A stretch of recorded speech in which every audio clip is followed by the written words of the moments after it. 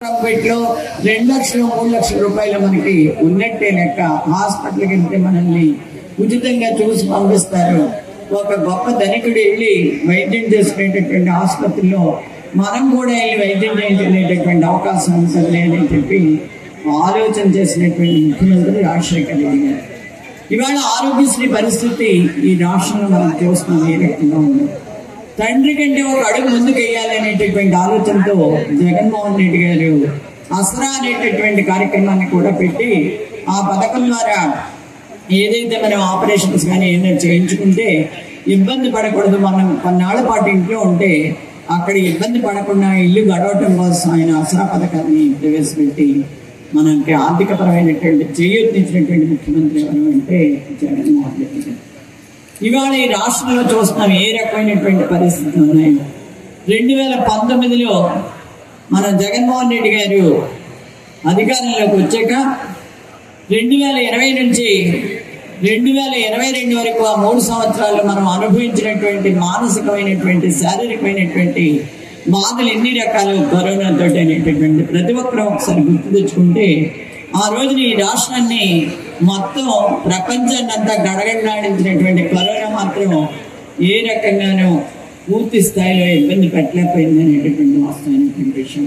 ఎందుకంటే జగన్మోహన్ రెడ్డి గారు అప్రమత్తమయ్యి మన గవర్నమెంట్ హాస్పిటల్స్ అన్నింటిలోనూ కూడా సరైనటువంటి వైద్యం అందించేటటువంటి విధానంగా ఏ ఒక్కరూ ఇబ్బంది పడకుండా ఆ రోజున వైద్య సహాయానికి అనేక రకాలైనటువంటి సహకారం అందించడం కాకుండా ఆక్సిజన్ బ్యాంక్స్ విషయంలో కానీ వెంటిలేటర్స్ విషయంలో కానీ ప్రతి ఒక్క విషయంలోనూ జాగ్రత్త తీసుకుని ఆ రోజుని మనకున్నటువంటి వాలంటీర్స్ కానీ అందరినీ కూడా ఒక సైన్యంలాగా మన ముందు ఉంచి మనకి ఆ కరోనా బారి నుంచి తప్పించుకోవడానికి 60 లక్షల మంది చనిపోయినా కూడా ఆంధ్ర రాష్ట్రం ఇందాక జగ్గిరెడ్డి గారు చెప్పినట్టు తుడిచిపెట్టి పోకుండా ఆ రోజున జగన్మోహన్ రెడ్డి గారు తీసుకున్నటువంటి సేవలు సరైనటువంటివి అని చెప్పేసి యావత్ ప్రపంచం గుర్తించి జగన్మోహన్ రెడ్డి గారిని శభాష్ అనేటటువంటి అన్న విషయాన్ని కూడా మనం ఇక్కడ గుర్తు తెచ్చుకోవాల్సినటువంటి అవసరం ఉందని చెప్పేసి నేను మీకు తెలియజేస్తున్నాను.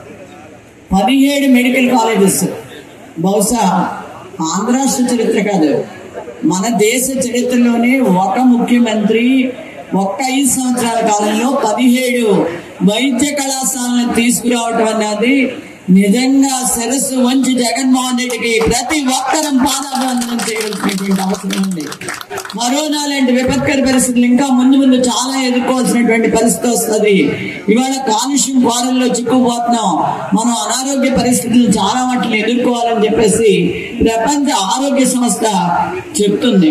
అయినప్పటికీ లెక్క పెట్టకుండా కాలుష్యం ఏమైతే మాకెందుకు, ఏదేమైతే మాకెందుకు, మాకు దొరికిన మేరకు దాచుకుంటాం అనేటటువంటి విధానంలో ఈ ప్రభుత్వం వెళ్తుంది అనేటటువంటి మనందరం కూడా గుర్తుంచుకోవాల్సినటువంటి అవసరం ఉంది.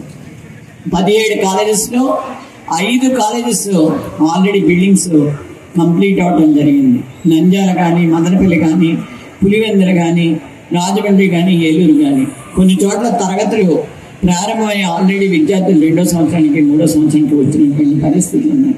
అసలు మెడికల్ కాలేజీలా అయ్యెక్కడ వచ్చినాయి ఎవరికి తెలుసు, ఎవరైనా చూసారా అని చెప్పి దబాయించడం మొదలుపెట్టారు కూటమి నాయకులు. ఇవాళ 5 చోట్ల తరగతులు నడుస్తూ ఉంటే మీకు కళ్ళు లేవా, కళ్ళు కనిపించట్లేదా, మీరు కళ్ళున్న కబోదులా, ఏంటి మీరు ఎందుకు అలా మాట్లాడుతున్నారని చెప్పేసి ప్రజలే అడిగేటటువంటి పరిస్థితి వచ్చింది.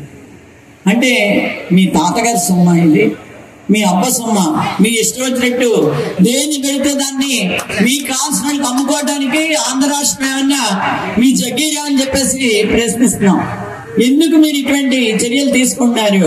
మీరే ఒక పేదవాడు చదువుకోకూడదా, ఒక పేదవాడు డాక్టర్ అవ్వకూడదా, ఒక పేదవాడు చదువుకుని ఒక మంచి పొజిషన్లోకి వెళ్ళకూడదు? ఆ రోజు రాజశేఖర రెడ్డి గారు ఫీజు రింబర్స్మెంట్ పథకాన్ని పెట్టారు కాబట్టి ఇవాళ చాలా మంది ఇంజనీర్స్ గాను, డాక్టర్స్ గాను, లాయర్స్ గాను, కలెక్టర్ గాను, లేకపోతే విదేశాల్లో స్థిరపడి మంచి ఉద్యోగాలు వాళ్ళ కుటుంబాల ఆర్థిక పరిపుష్టి చెందడానికి అవకాశం ఏర్పడింది.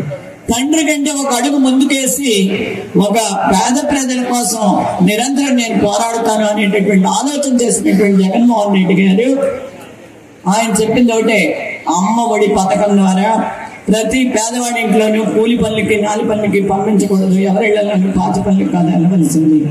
ఈ పిల్లలందరూ కూడా చదువుకోవడానికి పలకా బలపం పట్టుకుని లేకపోతే పుస్తకం పట్టుకుని స్కూల్స్కి వెళ్ళాలని చెప్పి ఆ రోజున అమ్మఒడి పథకాన్ని ప్రవేశపెట్టి నాడు నేడు విధానంలో స్కూల్స్ అన్ని కూడా డెవలప్ చేసి కార్పొరేట్ స్కూల్స్కి ధీటుగా ఈ స్కూల్స్ అన్నింటినీ కూడా డెవలప్ చేస్తే ఇవాళ మీ స్కూల్స్లో పరిస్థితి ఒక్కసారి మీరు చూసుకోండి. మీకు కావాల్సినటువంటి మన బాణాపురం అని చెప్పి ఒక ఊరు వెళ్తే అక్కడ ఆ అమ్మాయిని, ఒక చిన్న పాప 10 ఏళ్ళ పాపని అత్యాచారం చేసినటువంటి వాడు అక్కడ స్పోర్ట్స్ కోటాల వాడు ఒత్తబడని చెప్పి తీసుకొచ్చి స్కూల్ కమిటీలో మెంబర్ కింద వేశారండి. అంటే ఆడపిల్లల జీవితాలతో ఆడుకోమనమే స్కూల్ కమిటీలో ఇటువంటి వాళ్ళు వేశారు, ఇటువంటి ప్రబుద్ధులు అని చెప్పేసి ప్రశ్నిస్తున్నాం. నిజంగా ఇన్ని జరుగుతున్నా కూడా కళ్ళు కనిపించవో, లేకపోతే అసలు చెవులు వినిపించవో, లేదా మెదడు పనిచేయదు, నోటితో ఒక మంచి మాట మాట్లాడటానికి వీళ్ళకి ఇష్టం ఉండదో మనకి అర్థం కానిటువంటి విషయం. హైదరాబాద్ బిర్యానీని నేను ప్రపంచానికి పరిచయం చేశాను. నువ్వు హైదరాబాద్ బిర్యానీని ప్రపంచానికి పరిచయం చేస్తే ఎవరికి కావాలి? లేకపోతే ఇంకోటి, ఇక్కడ జనాలు ఇబ్బందులు పడుతుంటే, ఇక్కడ పిల్లలు చదువుకోవడానికి ఇబ్బందులు పడుతుంటే, ఈ రోజు వరకు ఇంకా కాలేజెస్ లో అడ్మిషన్స్ జరుగుతూ ఉన్నాయంటే ఈ నెల ఏంటి, నవంబర్ నెల సగం అయిపోయింది. ఇప్పుడు ఇంకా అడ్మిషన్స్ జరిగితే ఈ పిల్లలు ఎప్పుడు చదువుకుంటారో, ఎప్పుడు వాళ్ళకి పరీక్షలు అవుతాయి, ఎప్పుడు వాళ్ళకి ఒక ఇయర్ వేస్ట్ అవుతుందా లేదా, ఒక సంవత్సరం వేస్ట్ అవుతుందా అనేటువంటి ఆలోచన లేదు. ఇంకా దౌర్భాగ్యమైనటువంటి పరిస్థితులు చూస్తే, ఎస్సీ హాస్టల్స్ చూస్తే ఎంత బాధాకరమైనటువంటి విషయం అని చెప్పాలంటే, అక్కడ ఆడపిల్లల పరిస్థితి మనం చూసాం రాజమండ్రిలో, తుల్లో